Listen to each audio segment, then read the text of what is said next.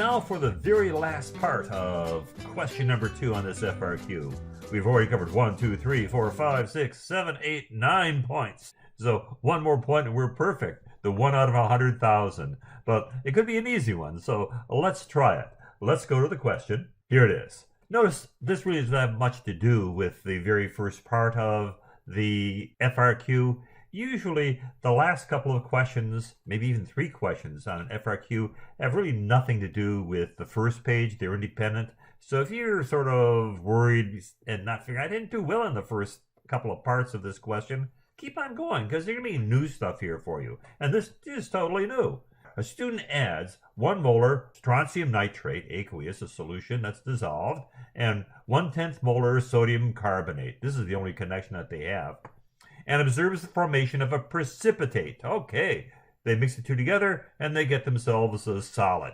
Write the balanced net ionic reaction for the reaction between the strontium nitrate and the sodium carbonate that produces a precipitate. All right, net ionic.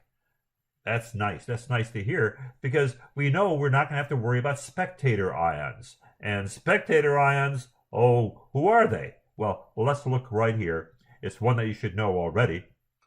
Here's the spectator ions that AP students are expected to know. All sodium, potassium, ammonium, and nitrate salts are soluble in water. So there's only 4 things to remember for the AP exam. Sodium, potassium, ammonium, nitrate salts are soluble in water. So they're going to be spectators. They're not going to make a precipitate. So back to our question, I can just cross out this nitrate and this sodium. They're not going to be involved in things. The only thing that's going to be involved is the strontium.